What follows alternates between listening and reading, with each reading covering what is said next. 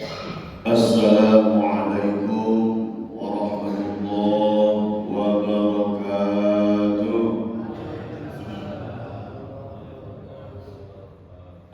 Alhamdulillah wa syukurillah wassalatu wassalamu ala rasulillah la hawla wa la quwwata illa billah. Qala Allah ta'ala fil Qur'anil 'azim, a'udzu billahi minasy syaithanir rajim. Bismillahirrahmanirrahim. Al-Qari'ah, mal-Qari'ah, wa ma adraka mal-Qari'ah. Ila akhir surah, amma ba'du. Al-Mukarramun, para kiai, para asatidz, para sesepuh, para tokoh masyarakat, wabil khusus Ketua Dewan Kemakmuran Masjid An-Nur beserta jajarannya. Perkenankan kembali saya Warsawinata untuk melaksanakan amanat bersama-sama untuk mengkaji Al-Quran, yang mana alhamdulillah pada pertemuan kali ini kita akan bersama-sama mengkaji surah Al-Qari'ah. Namun sebelum itu, marilah kita sama-sama betul-betul untuk bersyukur kehadirat Allah, karena betul apa yang disampaikan pembawa acara tadi.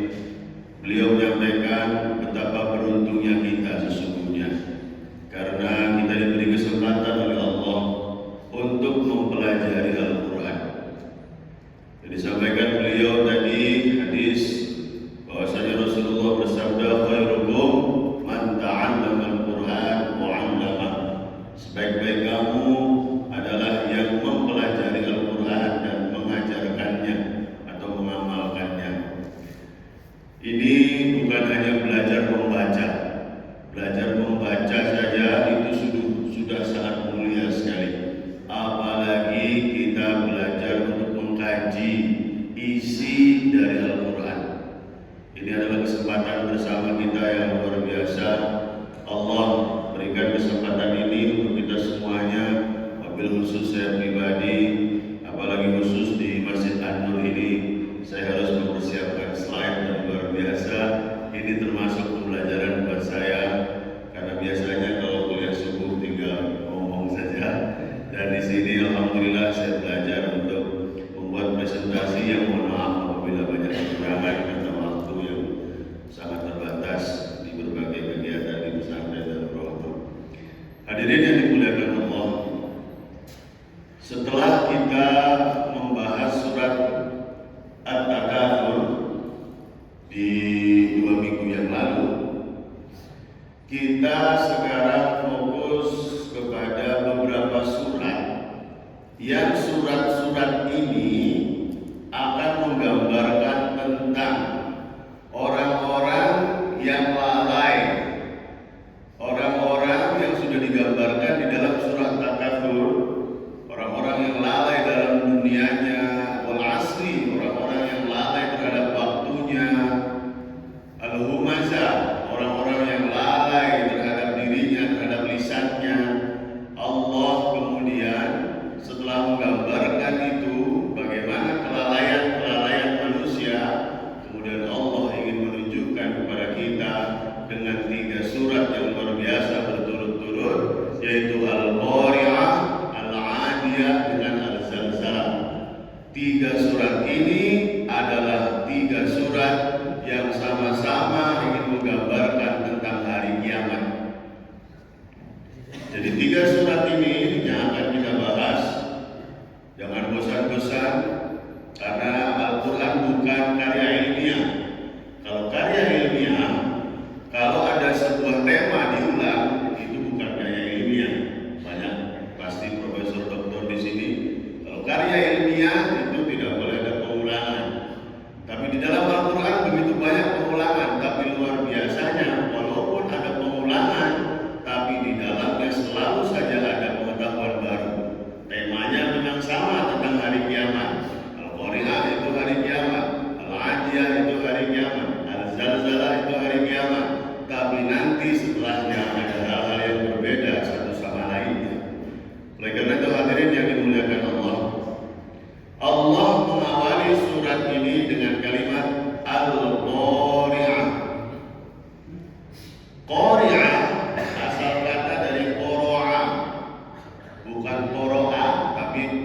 qara'a pakai ain, yang artinya ketukan. Secara bahasa ketukan. Ada secara bahasa yang lain artinya teriakan atau suara yang mengagetkan. Al-Qari'ah adalah salah satu nama dari hari kiamat. Seperti yang kita tahu, banyak sekali nama hari kiamat. Saking terkenalnya. Nah, ini karena kalau orang ada banyak gelarnya, banyak julukannya, itu saking hebatnya. Makanya Allah memberikan nama yang berbeda-beda. Tapi semua nama itu adalah memang betul-betul ada maknanya walaupun berbeda-beda. Contoh Al-Qari'ah. Al-Qari'ah ini artinya dentuman keras, suara yang mengagetkan, yang datang secara tiba-tiba. Nah, itu adalah arti Al-Qari'ah. Nanti kita akan ketemu juga dengan At-Tammah, As-Sakhah, Al-Haqqah, Al-Ghasyiyah. Kemudian kalau ada yaumnya nanti ada yaumul akhir di dalam Al-Quran. Ada namanya yaumul qiyamah, ada namanya yaumul ba'thi, ada namanya yaumul hisab, ada juga yaumul jam'i yang sering kita baca yaumuddin atau malik yaumiddin. Itu artinya hari kiamat.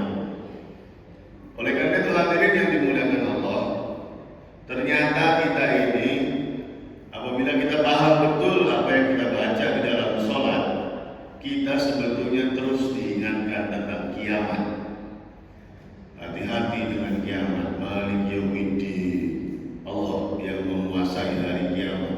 Malik yaumiddin, terus saja. Karena apa? Karena memang apabila kita tidak mempersiapkan diri kita untuk kiamat ini, maka sebetulnya kita adalah dalam keadaan yang sungguh rugi. Ada satu kata lain yang menarik di dalam istilah kata kiamat. Tidak sempat saya tuliskan. Boleh dilanjut slide-nya? Ya. Namun tidak saya jelaskan secara detail ini, yaitu kiamat itu makna dalam bahasa Arabnya selain Al-Qari'ah ada namanya yaumul jam'i. Ada di surat di dalam Al-Quran. Yaumul jam'i yang artinya hari dikumpulkannya manusia. Ada juga secara bahasa yaumul hasyri, manusia dikumpulkan saat itu. Seperti yang kita tahu nanti kita di padang mahsyar. Tapi yang saya tekankan ada namanya yaumul jam'i. Ternyata ada salah satu hari di mana hari itu ada tersusun dari kalimat jim, mim, dan ain, yaitu Jum'ah. Makanya di dalam hadis Rasulullah pernah menyampaikan, beliau tidak tahu kapan terjadinya, tapi beliau menyampaikan harinya, dan harinya itu adalah hari Jumat.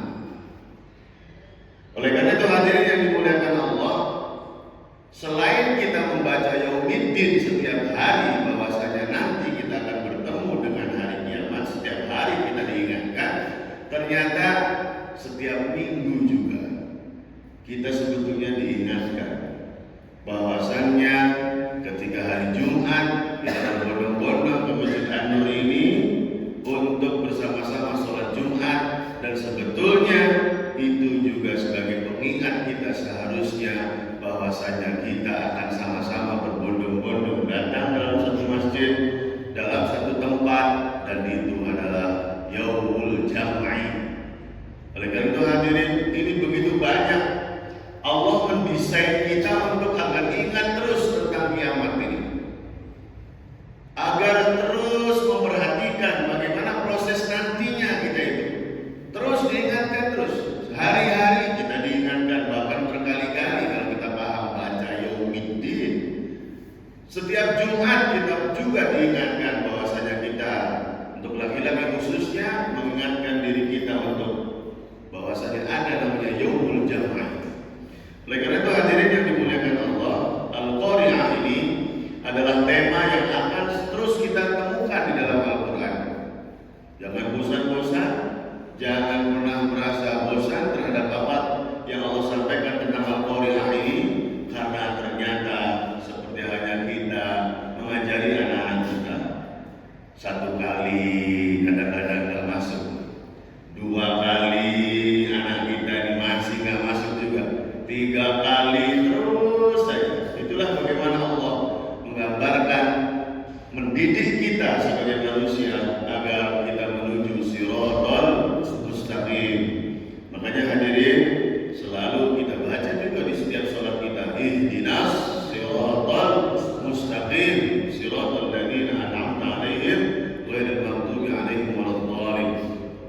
itu setelah Maliki Yaumiddin. Oleh karena itu, mari kita kaji bersama surah Al-Qari'ah ini yang maknanya adalah hari kiamat, yang maknanya adalah hari yang sangat menakutkan. Di sana terjadi suara yang luar biasa dahsyat dan Allah mengawalinya dengan kalimat Al-Qari'ah. Boleh next slide. Al-Qari'ah. Setelah itu Allah menyebutkan Mal-Qari'ah. Wa ma adraka mal-Qari'ah. Hadirin yang dimuliakan Allah, ketika kita ingin menjelaskan sesuatu, paling minimal kita nyebutnya pertamanya itu sekali saja. Kamu tahu nggak apa itu benua Eropa? Setelah itu baru benua Eropa adalah. Tapi saking pentingnya Allah menggambarkan tentang Al-Qari'ah ini, jarang-jarang Allah menyebut 3 kali langsung. Al-Qari'ah di ayat pertama, Al-Qari'ah di ayat yang kedua, dan Al-Qari'ah di ayat yang ketiga. Ini ingin agar kita betul-betul memperhatikan hal ini. Intibah kholis dalam bahasa, betul-betul memperhatikan dengan sungguh-sungguh tentang Al-Qari'ah ini. Makanya Allah kemudian menyebut yang pertama dengan Al-Qari'ah. Tahu-tahu Allah nyebut saja Al-Qari'ah. Ingat kalau ada al itu berarti ma'rifah. Kalau qari' saja sesuatu yang terdentum, sesuatu yang mengagetkan, suara yang mengerikan, itu umum, apa saja terjadi. Tapi jelas-jelas Allah ingin menekankan ke kita Al-Qari'ah itu ya yang satu itu. Makanya dikasih alif lam. Makanya pada alif lam itu namanya ma'rifah dan jelas bendanya itu sama-sama kita ketahui dan itu adalah hari akhir. Apalagi ditambah tak marbutoh. Tak terakhir itu termasuk tanda kalau di dalam bahasa Arab betapa spesialnya benda itu kalau ada tak marbutoh. Makanya Allah menyebutkan Al-Qari'ah, hari kiamat. Setelah itu Mal-Qari'ah. Mal-Qari'ah ini disebut dengan tasaul bit tajhil di dalam tafsirnya. Artinya Allah bertanya kepada seseorang, kepada kita, tapi sebetulnya maksudnya bukan bertanya. Jadi kalau misalnya dalam perbincangan kita kalau sesama manusia, kamu tahu nggak kejadian kemarin? Nah, itu sebetulnya nanya atau bukan? Bukan nanya, tapi sebetulnya ingin ngasih tahu. Tapi dengan cara interaktif. Nah, ini juga Allah yang mengajarkan ke kita bagaimana kita itu baik mengajar, baik komunikasi, memang tidak boleh searah saja. Ayo saja, tapi memang harus interaktif. Al-Qari'ah, Mal-Qari'ah, nah gitu. Jadi ada proses di mana kita harus interaksi dengan murid. Kalau misalnya kita seorang guru, kita harus interaksi karena pastinya kita guru semua di sini, minimal guru anak kita.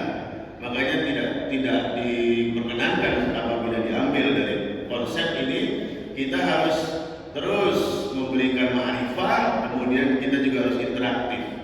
Karena kadang-kadang anak kita paham atau enggak tidak tahu, kemudian mereka sampai mendalam tidak tahu, makanya kita tanya mereka gimana. Nah, itu seperti itu. Oleh karena itu Allah kemudian bertanya, Mal-Qari'ah, kamu tahu tidak apa itu Al-Qari'ah? Nah, ma di sini ini ada maknanya dua. Ma pertama pertanyaan yang artinya memang bukan bertanya. Tapi yang kedua, ma di sini ini ingin menunjukkan betapa benda ini betul-betul tersembunyi. Dalam tafsir menyebutkan betapa benda ini, yaitu Al-Qari'ah ini tidak ada yang tahu. Kenapa? Nah, makanya Allah kemudian ditutup dengan ayat yang ketiganya, wa ma adraka mal-Qari'ah. Ma yang kedua, kalau ma yang pertama itu ma pertanyaan, apakah kamu tahu tentang Qari'ah? Kemudian wa ma adraka mal-Qari'ah. Dan ma yang kedua ini bukan pertanyaan, tapi negatif, kalimat negatif. Jadi di dalam bahasa Arab, kalau ma itu ada ma pertanyaan seperti ma hada, apa ini? Tapi ma juga artinya tidak, seperti hanya ma qara'tu, saya tidak baca. Ma akaltu, saya tidak makan. Nah, jadi ma di sini artinya wa ma adraka mal-Qari'ah. artinya mengetahui. Nah, berarti dikasih ma artinya sungguh kamu tidak akan mengetahui apa itu al-qari'ah. Nah, ini di ayat yang ketiga ini Allah nanya, kemudian Allah masih tahu, tapi ngasih taunya kamu nggak bakalan tahu. Akal kamu Allah ingin menyampaikan, menegaskan kepada kita bahwasanya tidak akan terbayangkan oleh kamu, kata Allah. Gambaran qari'ah tidak akan bisa kamu gambarkan karena kejadiannya tidak pernah terjadi. Nah, kita bisa menggambarkan sesuatu itu, sesuatunya sudah terjadi. Atau mungkin ketika kita melihat ada film, ada cerita apa, itu masih ada dalam otak kita. Walaupun fiktif, walaupun penggambaran dongeng, itu masih ada penggambarannya. Tapi kata Allah, nggak ada pokoknya, nggak ada dalam benakmu apapun itu yang semisal dengan al-qari'ah. Saking dahsyatnya. Nah, kemudian oleh karena itu Allah akhirnya karena biar paham manusia, Allah kemudian menggambarkannya sesuai dengan akal manusia saja. Bagaimana penggambaran Allah al-qari'ah nanti? Yauma yakunun nasu kal farashil mabthus. Nah, ini jadi ingin memperjelas. Apabila sebelumnya mungkin digambarkan al-qari'ah itu nanti seperti al-qari'ah itu seperti manusia itu akan bertebaran seperti laron. Itu sebetulnya bukan penggambaran aslinya. Itu hanya penggambaran caranya Allah biar kita paham. Jadi bukan kejadiannya seperti itu. Kejadiannya akan lebih dahsyat dari itu. Karena Allah menyebutkan di sebelumnya wa ma adraka mal qari'ah. Kamu enggak bakalan paham. Saya cerita pun enggak bakalan paham kalau bahasa kita. Nah, tapi Allah ingin memahamkan kita dengan standar kita sebagai manusia, dengan akal kita. Allah kemudian menggambarkan karena kita sering lihat laron, sering lihat aneh-aneh, sering lihat kupu-kupu yang bertebaran, maka Allah gambarkan biar lebih mudah masuk pikiran kita. Al-qari'ah itu, kiamat itu seperti farashil mabthus. Nah, seperti laron atau benda yang lebih kecil yaitu aneh-aneh, atau ada yang memaknainya kupu-kupu yang bertebaran ketika ada lampu itu. Nah, kita lihat. Sekali lagi, itu bukan penggambarannya, lebih dahsyat dari itu. Oleh karena itu hadirin yang dimuliakan Allah, kenapa Allah menggunakan farash? Nah, ini dia. Farash, kalau dalam Al-Quran, kita harus punya poin penting. Segala sesuatu yang disebut Al-Quran itu penting. Nah, sebelum kita membahas apa hubungannya dengan qari'ah, kita bahas tentang farash dulu. Farash itu adalah kupu-kupu. Kalau dalam kamusnya faras kupu-kupu, tapi kalau di dalam terjemahan Menak itu aneh-aneh atau laron. Apapun itu bentuknya adalah serangga yang bertebaran. Namun kalau misalnya kita lihat dari kitab yang dikarang oleh Zaghlul An-Najjar, salah satu kitab lain yang saya baca, yang saya kaji juga, yaitu al-ayat al-kauniyah, ayat-ayat sains. Nah, beliau Profesor Dr. Zaghlul An-Najjar sama dari Mesir juga, beliau fokus membahas tentang farash. Farash itu kupu-kupu. Akhirnya karena beliau ingin kita ini harus memperhatikan setiap kata yang ada dalam Al-Quran, akhirnya beliau memunculkan betapa luar biasanya kupu-kupu. Nah, jadi inilah keindahan orang-orang yang sudah cinta pada Al-Quran. Orang-orang yang sudah cinta akhirnya dia selalu mendapatkan dirinya penasaran terhadap apa yang ada dalam Quran. Dikaji sama dia. Farus, kenapa ada farus? Nah, ini dia yang ingin saya sampaikan. Ingin saya tunjukkan bagaimana Syekh Zaghlul An-Najjar. Kalau Syekh Mutawalli tidak menjelaskan karena beliau fokus kepada khawatir pada kitab tafsir yang kita kaji utama ini. Tapi kalau di kitab Al-Ayat Kauniyah, beliau ingin menggambarkan kepada kita tentang betapa luar biasanya ciptaan Allah. Kupu-kupu itu pernah dihitung tidak berapa macamnya itu. Macamnya kupu-kupu itu ribuan macamnya. bentuknya bermacam-macam, berapa jumlahnya bermacam-macam, ribuan bahkan jutaan, satu daerah saja begitu luar biasanya. Allah yang menggambarkan ke kita tentang bagaimana keagungan Allah. Satu bentuk saja serangga ini, masya Allah, baik kupu-kupu, baik lawan, baik apapun itu, ini adalah ciptaan Allah yang luar biasa, yang harus kita jadikan sebagai tanda tunduk dan taat kita kepada Allah karena begitu banyak ciptaannya. Itu farosh, digambarkan bentuk kalau digambarkan dalam sainsnya itu bagaimana simetrisnya kupu-kupu. Begitu luar biasanya simetris antara kanan dan kiri, antara kepala kanan dan kepala kiri, itu luar biasa. Ini bukti Allah, ini bukti ingin mengabarkan ke kita hewan, benda, nama yang ada dalam Al-Quran. Kita harus merasa betul-betul bukan curiga, tapi penasaran. Ini kenapa? Nah, makanya di sini kita semuanya diberi kesempatan untuk mengkaji ini. Mari kita tumbuhkan itu. Kita yang mungkin sebelumnya belum paham tentang Al-Quran, apa ya tentang Al-Quran? Saya baca terus setiap hari, sering kita baca dalam sholat kita, tapi saya nggak paham. Saya pengen tahu. Nah, rasa keinginan tahu itulah yang akan membuat kita akhirnya terus membaca, semangat, dan akhirnya bahkan tidak hanya dalam kajian ini saja, terus mengkaji di YouTube, di mana, sehingga moga-moga di 30 juz dari Al-Quran kita bisa memahami dan yakin sekali satu juz saja sungguh luar biasa, apalagi 30 juz. Subhanallah. Hadirin yang dimuliakan Allah. Selanjutnya Allah ingin menggambarkan tentang farosh, karena ternyata hadirin hewan itu coba ditengok, baik ikan, baik laron, sebetulnya mereka itu kalau berjalan itu searah.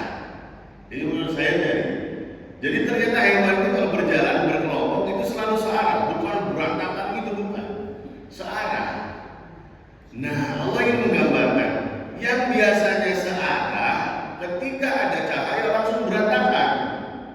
Nah, di sini Allah ingin menggambarkan bagaimana kehidupan manusia saat itu. Baru ini sebetulnya Allah menggambarkan betapa kecilnya kita saat itu, betapa kita ini betul-betul hanya sebuah makhluk yang sangat-sangat kecil dibandingkan kekuasaan Allah. Kita ini berhamburan seperti berbola-bola gitu.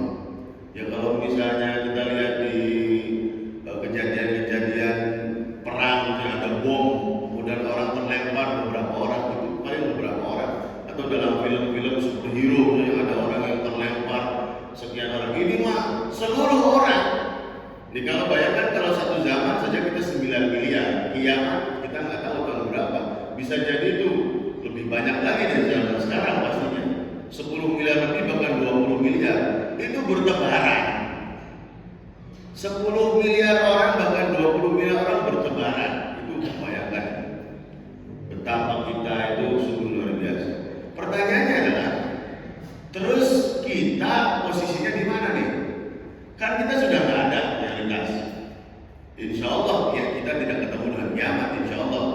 Kenapa? Karena jelas Rasul memang mengatakan kiamat tidak ada yang tahu, tapi saya kasih tahu tanda-tandanya. Nah, ini yang saya sampaikan juga dulu ketika tahun 2012 di jamaah Jumat saya waktu itu, karena waktu itu tanggal 12 bulan 12 2012. Masih ingat kan 2012? Dulu ada kaum yang namanya Aztec di Meksiko yang katanya dari ribuan tahun yang lalu mempunyai hitung-hitungan 12 adalah waktunya kiamat. Akhirnya di Rusia, di Amerika, mereka semuanya mempersiapkan diri untuk menghadapi kiamat dengan cara apa? Membuat terowongan, membuat bangunan besar yang anti goyang dan sebagainya.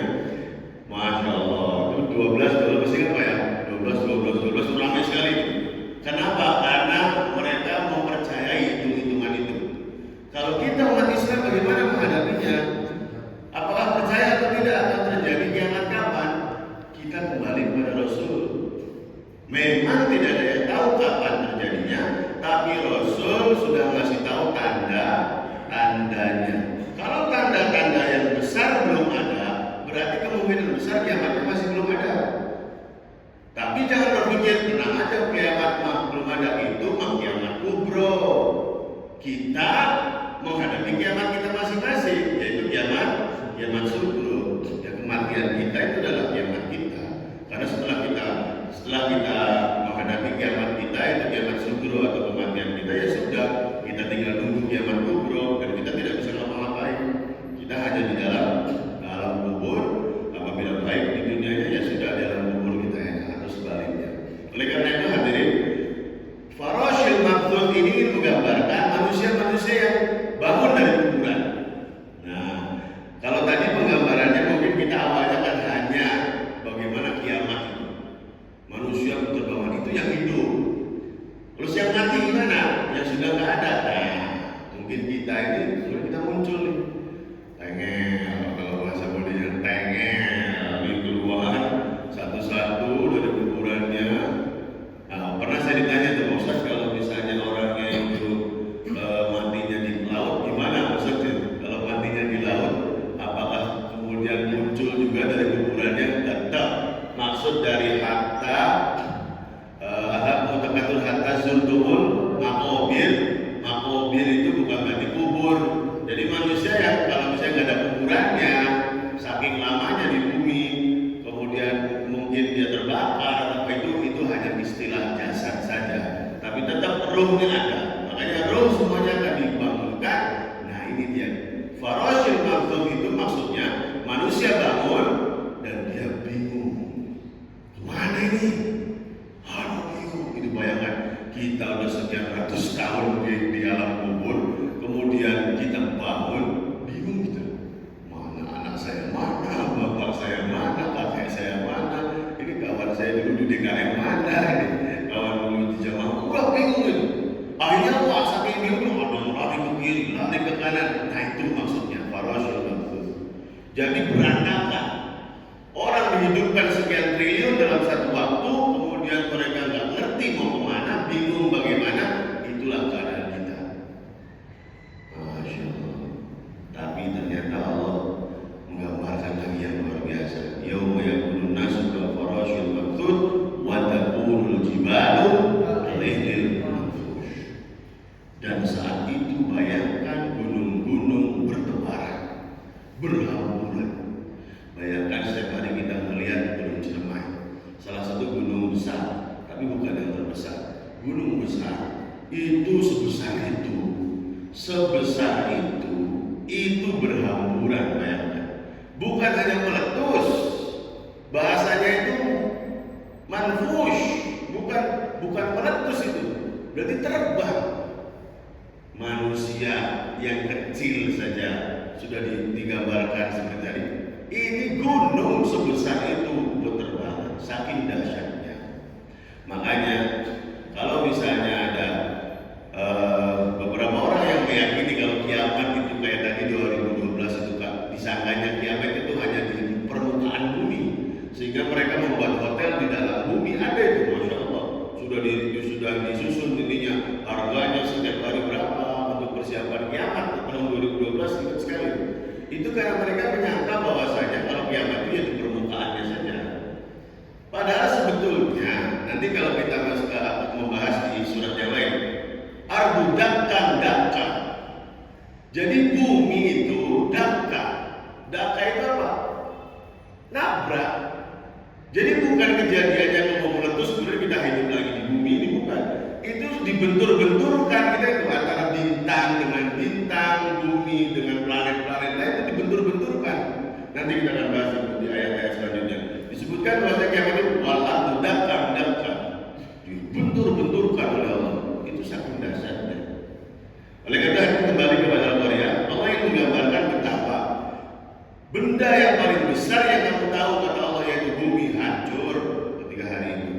Dan ini Allah yang menggambarkan sebesar itu saja hancur, apalagi kamu yang kecil kata Allah. Namun setelah itu Allah ingin menggambarkan ke kita, bukan itunya yang kamu takutkan. Bukan itunya kata Allah yang kamu takutkan. Karena bisa jadi kamu itu memang di kuburan,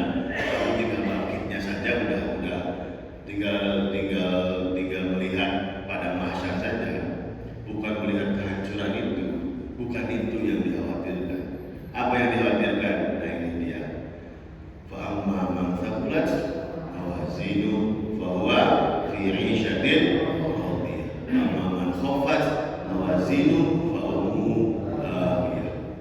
Ini dia fokusnya. Apa?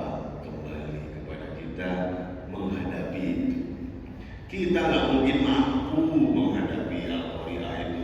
Mau buat bunker mau buat kayak apa, kayak pergi dari bumi ke sana ke planet lain, nggak ketemu, nggak ada, nggak mampu kita. Bahkan Adrul Kamal Qari'ah, kamu gambarannya saja kamu nggak bakalan nyampe kata kamu kata Allah. Itu nggak penting. Udah sekarang kata Allah, fa'amma man thaqulat mawazin. Yang kamu pikirkan sekarang adalah apabila berat timbangan kebaikanmu, maka kamu akan berada dalam kehidupan yang bahagia nanti.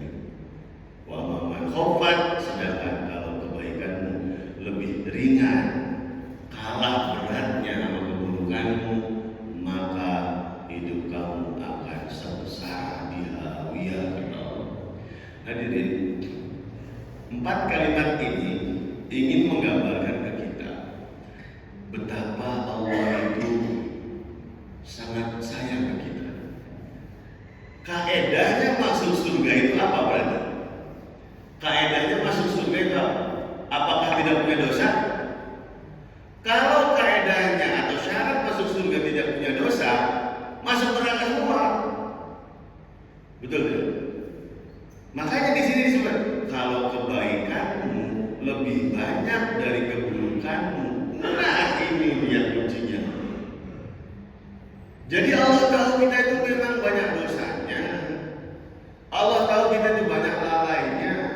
Tapi coba dihitung-hitung, coba dikalkulasi lagi. Proses kehidupan kita selama 60 tahun ini, proses kehidupan kita selama 24 jam ini, kira-kira kalau ditimbang masih beratan mana? Aduh, masih repot Ustaz tuh. Padahal kaidahnya itu bukan kita itu bersih dari dosa, bukan. Seperti Kanjeng Nabi yang kalau beliau bersih dari dosa, kita ini nggak disuruh, kita tidak diberi syarat pengen masuk surga di akhirat nanti enak. Bukan dosamu nggak ada, bukan. Aku tahu dosamu banyak kata Allah, tapi kalau dosamu lebih banyak dari amal baikmu, itu yang akan buat kamu sengsara. Tapi sebaliknya, kalau ternyata amal baikmu lebih banyak dari amal burukmu selama di kehidupan ini, itu berarti kau akan bahagia nanti. Nah, oleh karena itu hadirin, usikum menafsi, yuk, umur kita semuanya sudah diberi umur yang panjang oleh Allah sampai sekian ini. Kita mungkin lupa apa yang terjadi dulu itu, atau mungkin masih ingat tapi sebagian saja saya. Per detiknya kita lupa. Dari umur 0 kita sampai 40 sampai 50 kita sudah lupa. Nah sekarang ini mungkin sudah saatnya betul-betul memprioritaskan itu. Yang terjadi sudah. Nah ini sebetulnya ingin memotivasi kita. Jangan putus asa. Allah masih baik. Allah masih menerima amal baikmu. Jangan sangka sekalian nanti langsung neraka semua, enggak. Kalau kamu amal baiknya, walaupun dulu kamu amal buruknya banyak, sekarang ini kita ini akhir-akhir kita, ternyata amal baik kita itu terus bertambah, lebih banyak daripada amal buruk kita. Omongan kita dulu banyak ribanya, sekarang dikurangin, banyak baca Qur'annya. Tapi kalau omongan kita tetap sama aja kayak dulu, berarti bisa jadi kita itu khofat mawazinu. Mari kembali kepada kita poinnya ini. Jadi hadirin yang dimuliakan Allah, kesimpulan dari surat Al-Qari'ah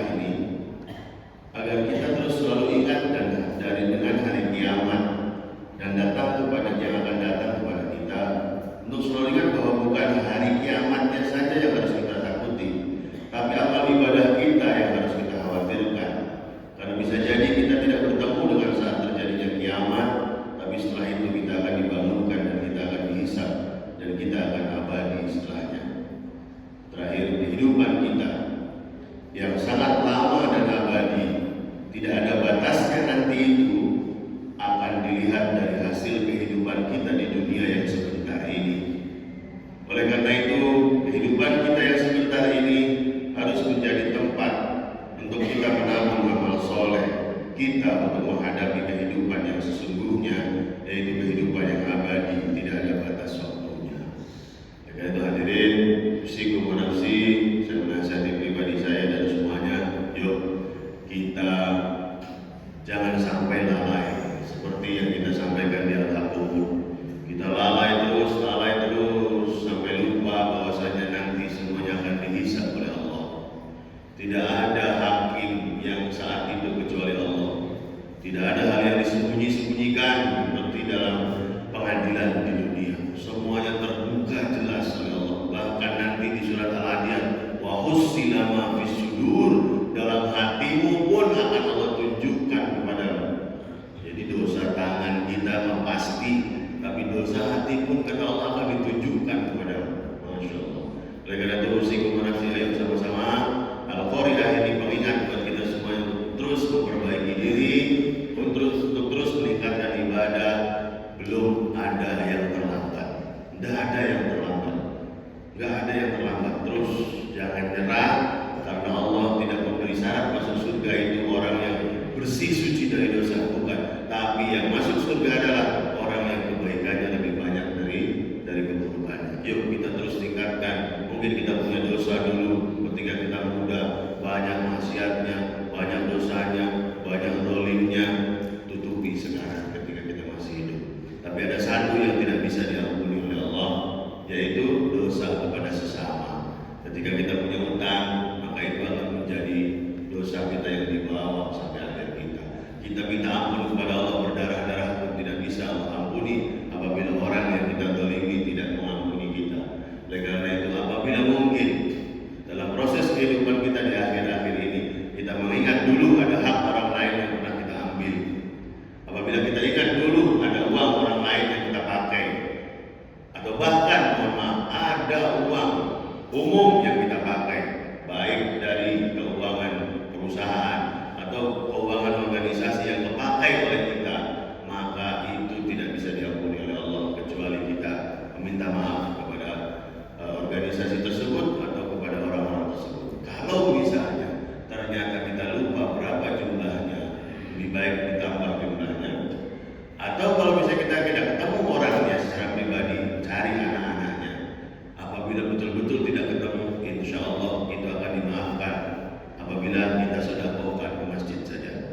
Barangkali kita punya, ingat dulu tuh pernah misalnya ada uang yang kita ambil yang mungkin kita lupa, udah ketemu Pak Ustadz, ini kemana saya mau ngasihkan, sudah Bismillah, minta maaf kepada Allah, tetap uangnya kita kasihkan ke masjid atau ke musola atau ke tempat-tempat yayasan dan lain sebagainya. Moga-moga Allah ampuni. Tapi kalau ada orangnya, datangi orangnya, minta maaf kepada mereka. Terima kasih. Allahumma biqila qawli, silakan masih ada waktu apabila ada pertanyaan.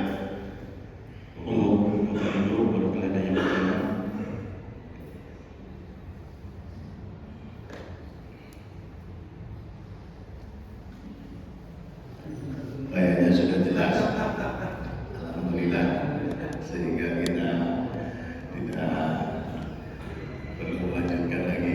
Terima kasih atas perhatiannya Bapak-bapak. Saya lihat semuanya interest, dan semuanya perhatikan, dan semuanya tertarik dengan pembahasan Al-Quran ini. Artinya apa? Ada beberapa jamaah yang tidak tertarik. Mereka tertariknya apa? Tertariknya itu kalau fikih, wah baru tertarik nih. Pak Ustaz, ajarin kami hukum-hukum sih, gimana itu. Oke, saya bilang itu bisa kami ajarkan. Tapi saya kalau suruh milih, saya ajarkan apa? Yang penting saya ajarkan Quran. Karena kita dapat banyak, satu ilmu, yang kedua kita mempelajari hadiah dari Allah sebagai umat Nabi Muhammad. Artinya kalau secara prioritas ya Quran ini lebih prioritas. Terima kasih atas perhatiannya. Semoga kita diberi terus kesehatan oleh Allah, diberi umur yang panjang, dan sisa-sisa umur kita moga-moga bisa kita manfaatkan sebaik mungkin untuk menghadap Allah menuju Al-Qari'ah. Allahumma muwaffiq ila aqwamit thoriq. Mari kita sama-sama berdoa. Allahumma shalli wa sallim wa barik ala sayyidina wa Muhammad. Sallallahu tabaraka wa ta'ala kulli sahabatin Rasulillah ajma'in. Amin. Allahumma ighfir lana dhunubana